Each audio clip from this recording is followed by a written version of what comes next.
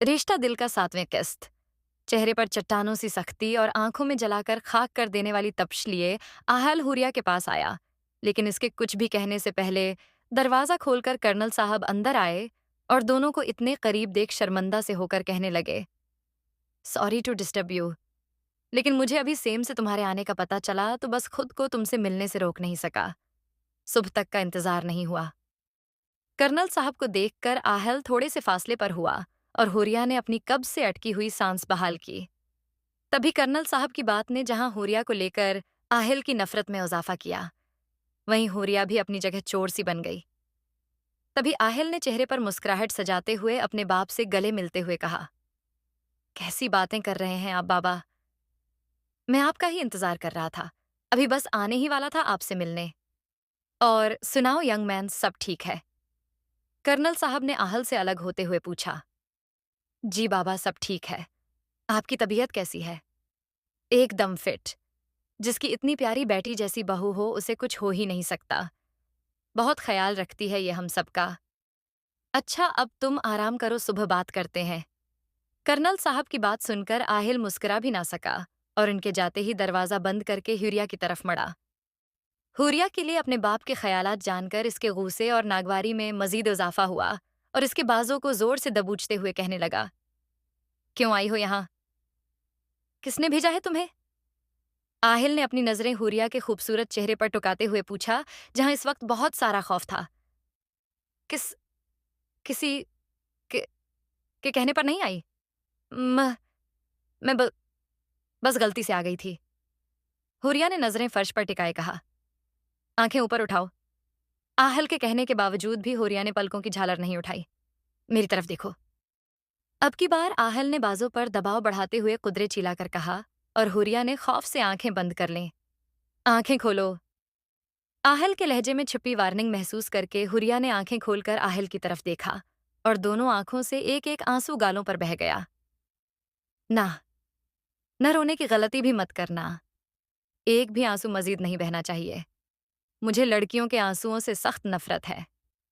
आहल ने नफरत से भरपूर लहजे में कहा और आहल की बात सुनकर उसे देखती हुरिया की आंखें लम्हे के 1000वें हिस्से में लबालब पानी से भर गईं और कतरा कतरा आंसू बहने लगे।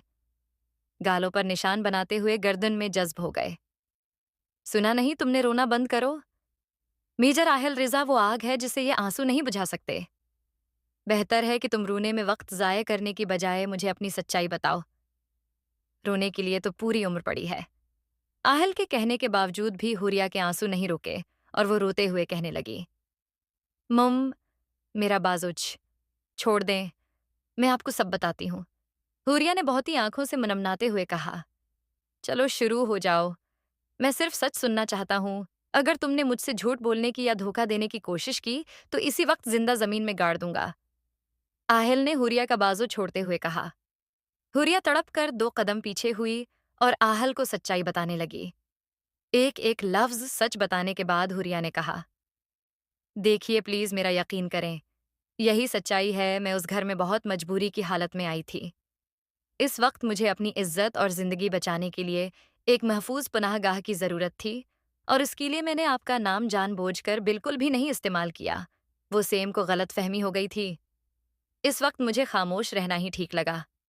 फिर बाद में मैंने यहाँ से जाने की बहुत कोशिश की, लेकिन मैं हम से दूर नहीं रह पाई। वो मासूम बच्चा मुझे अपनी माँ समझने लग गया और मैं चाह कर भी खुद को उससे दूर नहीं कर पाई। घर वालों को सच्चाई नहीं बता सकी। हमद की मोहब्बत और घर वालों से वाबस्तगी ने मुझे कमजोर कर दिया। मैं न तो किसी मकसद के तहत इधर आई हूँ और न ही किसी के कहने पर। मुझे बस तकदीर उधर ले आई थी और फिर न जाने कैसे इस घर से और इस घर के लोगों से मेरा दिल का रिश्ता बन गया, जिसने मुझे बांध दिया। हुरिया ने बगैर कुछ छिपाए सब कुछ बता दिया। इसके लहजे और लफ्जों में सच्चाई झलक रही थी जो आहिल को नजर नहीं आ रही थी। उसे हुरिया की सुनाई सारी कहानी झूठ लगी। मैंने तुम्हें पहले भी कहा था कि मुझे सिर्फ सच सुनना है, अपनी झूठी कहानी किसी और को सुनाना। मुझे बस इतना बता दो कि तुम पिछले 3 सालों से मेरे घर में मेरी बीवी बनकर क्यों रह रही हो? किससे पूछकर इधर आई हो? आहिल ने हुरिया को दोनों बाजुओं में जकड़ते हुए कहा, छोड़े, मुझे यही सच था जो मैंने आपको बता दिया है। मैं कल ही चली जाऊंगी यहां से। हुरिया ने खुद को छुड़ाने की नाकाम कोशिश करते हुए कहा। ओ तो तुम सच नहीं बताओगी। खैर, फिक्र न करो, मुझे और भी बहुत से तरीके आते हैं सच उगलवाने के। वैसे यहां से कहाँ जाओगी? गिरफ्त मजीद सख्त करते हुए पूछा। हुरिया को अपनी हड्डियां टूटती हुई महसूस हुईं। अपने घर जहां पर मैं पहले रहती थी। चलो तुम्हें मैं अभी और इसी वक्त छोड़कर आता हूं। मैं तुम्हारा वजूद इस घर में एक लम्हा भी मजीद नहीं बर्दाश्त कर सकता। आहल ने पहले बेड पर रखा हौरिया का मोबाइल उठाया और हौरिया का हाथ पकड़कर बाहर ले जाने लगा। मगर हौरिया चलने की बजाय रुककर बेड पर सोए हमद को देखने लगी। एक बार फिर आंखों से बरसात जारी हो गई। वो जाने से पहले हमद को ढेरों प्यार करना चाहती थी। उसे आखिरी बार गले से लगाना चाहती थी, लेकिन आहिल से कहने की हिम्मत नहीं हो रही थी। आहिल ने हुरिया को अपनी जगह रोके देखकर इसकी नजरों के ताक़ुब में देखा और उसे जोरदार झटके से अपनी तरफ खींचकर कहने लगा, हिम्मत भी नहीं करना दोबारा कभी मेरे बेटे को देखने या छूने की, वरना ये तुम्हारे नाजिक से हाथ काट कर फेंक दूंगा। झोटे और गुदार लोग मेरे बेटे के करीब आए, ये मुझे कभी बर्दाश्त नहीं है। आहिल सर्द मेहरी से कहता हौरिया को बाहर लेकर चला गया।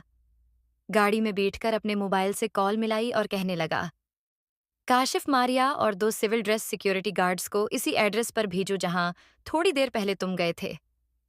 अभी इसी वक्त इस घर में भेजो, मैं भी बसा रहा हूं। कहाँ लेकर जा रहे हैं आप मुझे? हुरिया ने डरते हुए पूछा।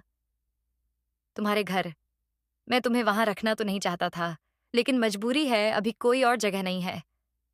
बट यू डोंट वरी, बहुत जल्द मैं तुम्हें वहां से निकाल लूंगा। तेज रफ्तारी से गाड़ी चलाते हुए आहल मामूल से कम वक्त में हुरिया के घर पहुंच गया। घर के बाहर हुरिया को 2 लोग खड़े दिखाई दिए। आहल गाड़ी से बाहर निकलकर इनके पास गया और कहने लगा, आप लोगों ने 24 घंटे इस घर की निगरानी करनी है, लेकिन किसी को पता नहीं चलना चाहिए कि इस घर में कोई है या निगरानी की जा रही है। किसी भी तरह की सरगर्मी दिखाई दे, फौरन मुझे बताना है। Take your positions immediately. Guards को हिदायत देने के बाद वो गाड़ी के पास आया और हुरिया को अपने साथ लेकर घर के अंदर चला गया, जहां एक 35-36 साला औरत बैठी थी। हुरिया के हाथ को पकड़े वो इस औरत के पास गया और कहने लगा, मिसेस मारिया, ये लीजिए और अपने तरीके से उससे सारी सच्चाई उगलवाइए। पता कीजिए कि किसके कहने पर ये मेरे घर आई है और कितनी इन्फॉर्मेशन दे चुकी है। नरमी बरतने की कोई ज़रूरत नहीं है। अगर फिर भी ये सच न बताए, तो फिर मैं खुद अपने तरीके से इससे सच अगलवाऊंगा। कोशिश कीजिएगा कि ये यहाँ से भागने या किसी से कोई राबिता करने की कोशिश ना करे। बाहर गार्ड्स तो हैं ही, लेकिन फिर भी कोई प्रॉब्लम हो तो मुझे कॉल कर दीजिएगा। मैं कल फिर आऊंगा। आहल ने अपने हाथ में पकड़े हौरिया के ठंडे यख हाथ को छोड़ना चाहा, लेकिन हौरिया ने दोनों हाथों से आहल के बाजों को पकड़ लिया और कहने लगी, आप मेरे साथ ऐसा नहीं कर सकते। मुझे यूं मेरे घर में मुजरिमों की तरह कैद नहीं कर सकते। मैं बेकसूर हो, कुछ नहीं किया। मैंने सिवाय आपके बेटे से मोहब्बत करने के यही मेरा कसूर है कि मैंने आपके घर वालों को अपना समझ लिया बस, और कुछ नहीं किया मैंने। इस बात की आप मुझे इतनी बड़ी सजा नहीं दे सकते। सजा तो अभी तुम्हें मिली ही कहाँ है, वो तो तुम्हें अक़बाले जुर्म के बाद मिलेगी। ऐसी सजा जिसे सोचकर तुम्हारी रूह तक कांप जाएगी। ये सब तुम्हें मेजर आहिल रिजा की दुनिया में दाखिल होने से पहले सोचना चाहिए था।